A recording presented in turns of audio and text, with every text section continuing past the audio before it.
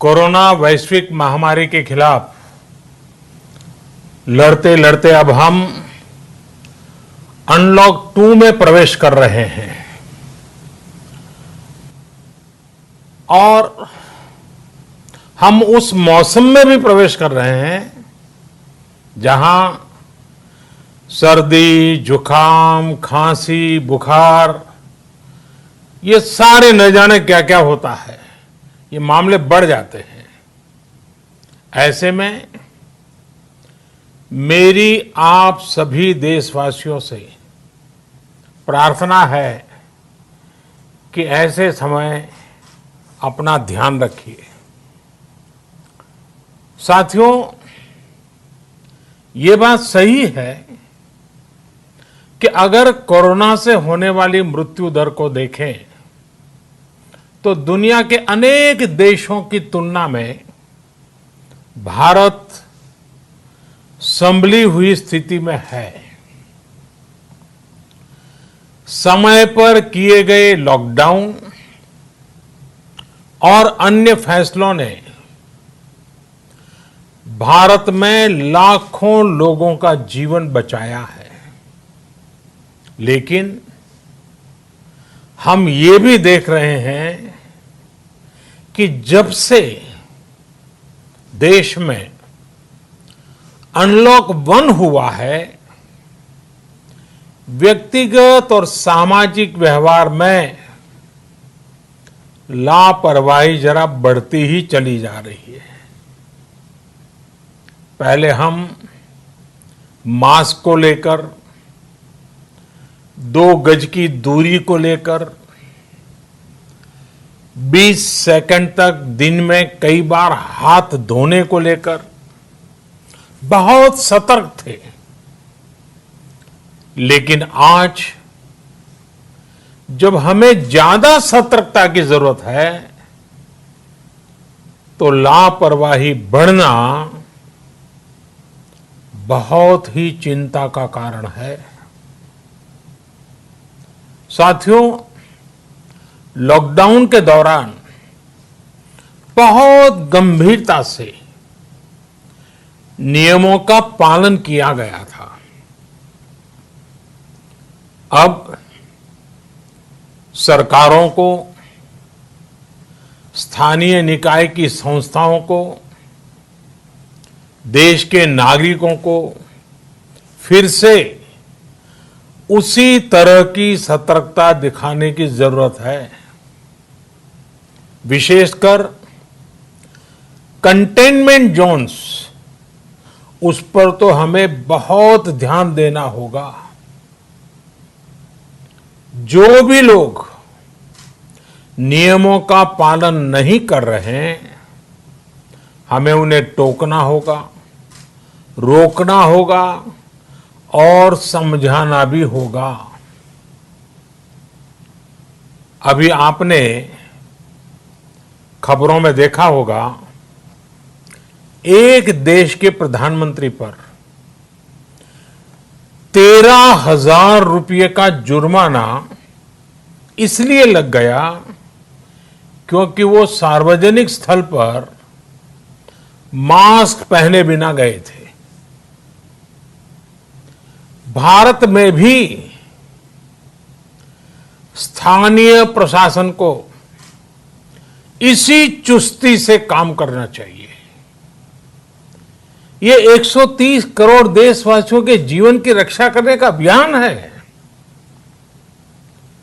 भारत में गांव का प्रधान हो या देश का प्रधानमंत्री, कोई भी नियमों से ऊपर नहीं है।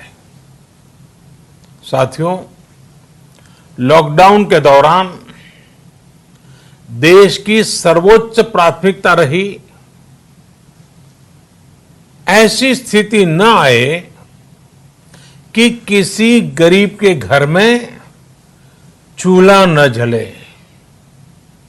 केंद्र सरकार हो, राज्य सरकारें हो, सिविल सोसाइटी के लोग हों, सभी ने पूरा प्रयास किया कि इतने बड़े देश में हमारा कोई गरीब भाई बहन भूखा न सोए। देश हो या व्यक्ति, समय पर फैसले लेने से, संवेदनशीलता से फैसले लेने से किसी भी संकट का मुकाबला करने की शक्ति अनेक गुना बढ़ जाती है। इसलिए लॉकडाउन होते ही सरकार प्रधानमंत्री गरीब कल्याण योजना लेकर आई। इस योजना के तहत गरीबों के लिए 2.25 लाख करोड़ रुपए का पैकेज दिया गया। साथियों, बीते 3 महीनों में 20 करोड़ गरीब परिवारों के जनधन खातों में सीधे 31,000 करोड़ रुपया जमा करवाए गए हैं। इस दौरान 9 करोड़ से अधिक किसानों के बैंक खातों में 18,000 करोड़ रुपए जमा हुए हैं। इसके साथ ही गांवों में श्रमिकों को रोजगार देने के लिए प्रधानमंत्री गरीब कल्याण रोजगार अभियान तेज गति से आरंभ कर दिया गया है। इस पर सरकार 50,000 करोड़ रुपए खर्च कर रही है। लेकिन साथियों, एक और बड़ी बात है जिसने दुनिया को भी हैरान किया है, आश्चर्य में डुबो दिया है। वो ये कि कोरोना से लड़ते हुए भारत में 80 करोड़ से ज्यादा लोगों को 3 महीने का राशन, यानी परिवार के हर सदस्य को 5 किलो गेहूं या चावल मुफ्त दिया गया। इसके अतिरिक्त प्रति परिवार हर महीने 1 किलो दाल भी मुफ्त दी गई। यानी एक तरह से देखें तो अमेरिका की कुल जनसंख्या से 2.5 गुना अधिक लोगों को, ब्रिटेन की जनसंख्या से 12 गुना अधिक लोगों को और यूरोपियन यूनियन की आबादी से लगभग 2 गुने से ज्यादा लोगों को हमारी सरकार ने मुफ्त अनाज दिया है। साथियों, आज मैं इसी से जुड़ी एक महत्वपूर्ण घोषणा करने जा रहा हूं। साथियों, हमारे यहां वर्षा ऋतु के दौरान और उसके बाद मुख्य तौर पर कृषि क्षेत्र में, एग्रीकल्चर सेक्टर में ही ज्यादा काम होता है। अन्य दूसरे सेक्टरों में थोड़ी सुस्ती रहती है। जुलाई से धीरे धीरे त्योहारों का भी माहौल बनने लगता है।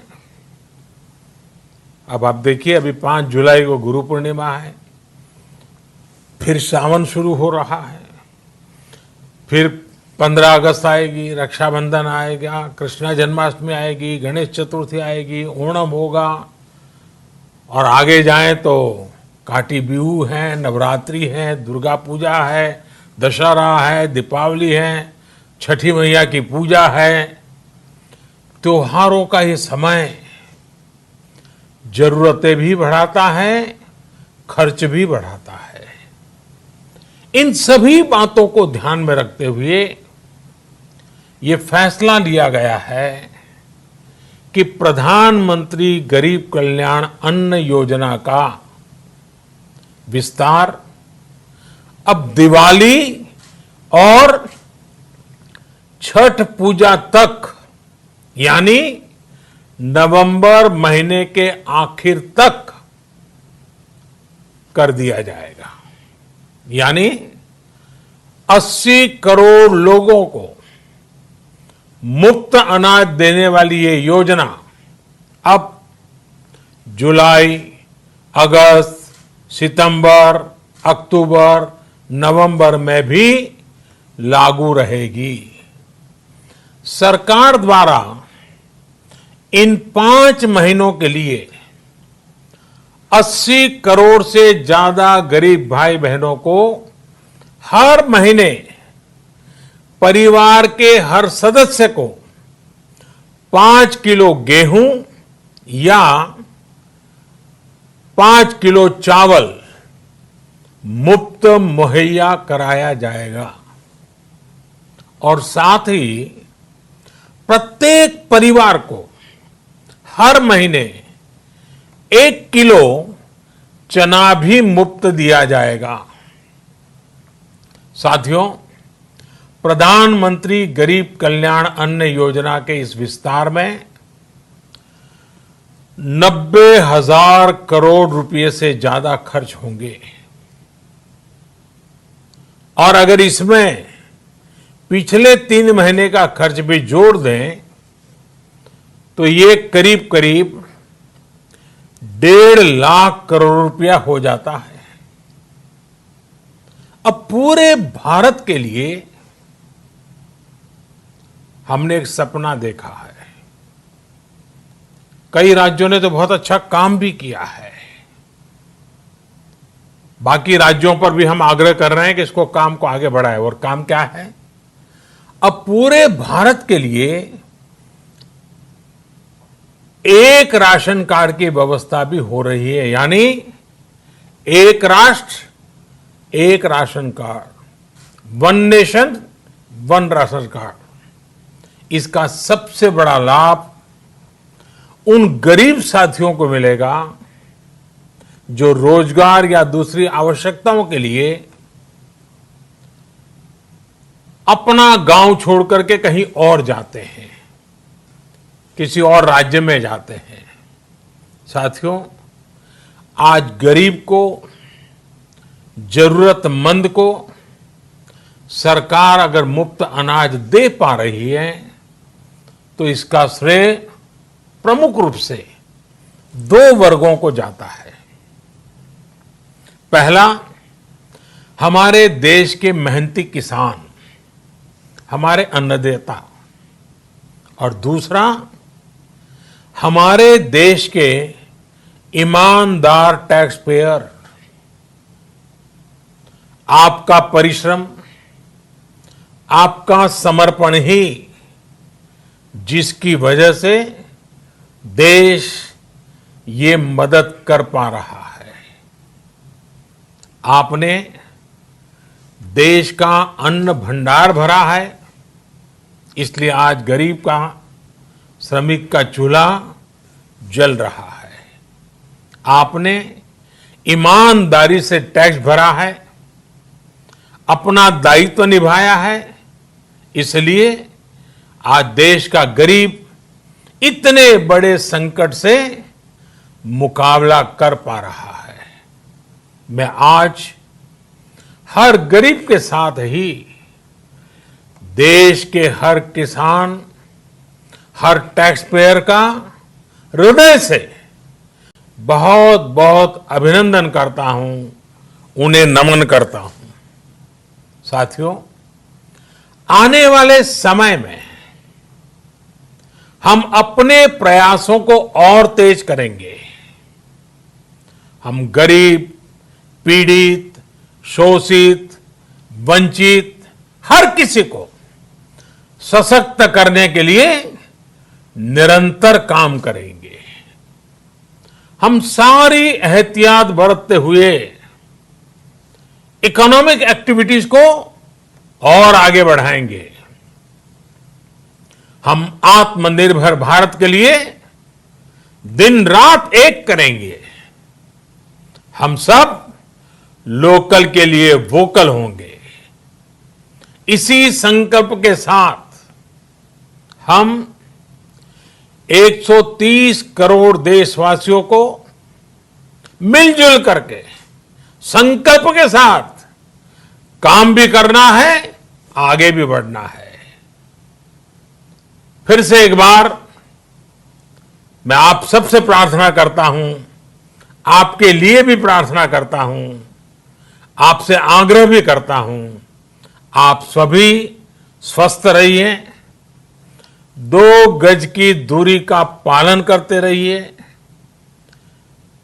गमछा, फेस कवर, मास्क ये हमेशा उपयोग कीजिए, कोई लापरवाही मत बरतिए। इसी आग्रह, इसी कामना के साथ मैं आप सभी को बहुत बहुत शुभकामनाएं देता हूं। धन्यवाद।